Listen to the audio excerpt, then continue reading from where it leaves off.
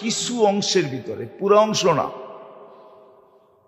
আল্লাহর রসুল উম্মে হানির ঘরে রাদিয়াল্লাহু তাআলা আনহার ঘরে শায়িত ছিল।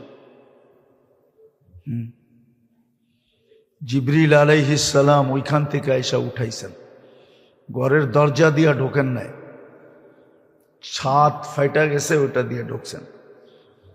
প্রথমেই ইঙ্গিত দিছেন কি আশ্চর্য কিছু ঘটতে চলছে, স্বাভাবিক না অস্বাভাবিক কিছু ঘটতে চলছে। স্বাভাবিক তো হলো দরজা দিয়া ঢুকা, ছাদ দিয়া ঢুকা এটা কি? প্রথমে ইঙ্গিত দিছেন অস্বাভাবিক কিছু ঘটতে চলছে। তো নিয়ে গেছেন আল্লাহ রসুল যে হাতিমে কাবা আবার ঘুমায় গেছেন, ওইখান থেকে উঠায় নিয়ে জমজমের কাছে নিয়ে গেছেন।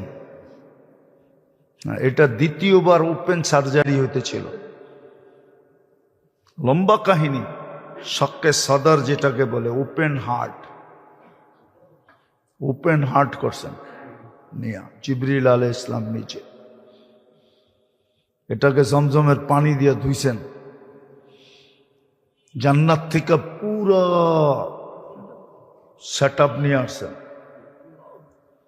সব জান্নাত থেকে নিয়ে আসছেন। হার্ট রাখবেন কোন বাটিতে? সোনার বাটিতে রাখছেন। ওইখান থেকে সব সেট আপ নিয়ে আসছেন। সেট আপ বোঝেন তো? ইংরেজি তো আপনারা ভালোই বোঝেন বাংলার চেয়ে, কি কন? সব সেট আপ ওইখান থেকে নিয়ে আসছে, সব নিয়ে আসছে, সব সেট আপ ওইখান থেকে নিয়ে আসছে। দিল খুইলা পরিষ্কার করা জমজমের পানি দিয়ে ধুইয়া, আবার ইমান আর হেকমত দিয়া ভোড়া, আবার এটাকে ভিতরে রাইখা সেট করে দিছে।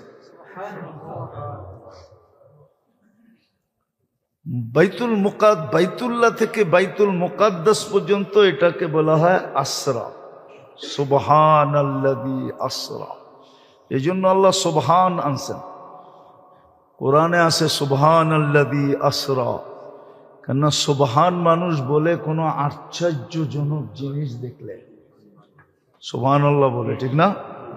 কি সুবহানাল্লাহ, হ্যাঁ সুবহানাল্লাহ বলে, এই জন্য সুবহান আছেন। আসরা, এইখান থেকে সফর শুরু। আসরা বলে রাত্রে চলাকে, কিন্তু পরে আবার লাইলান আইনা আল্লাহ বুঝাইছেন পুরা রাত্র না, রাত্রের কিছু সময়।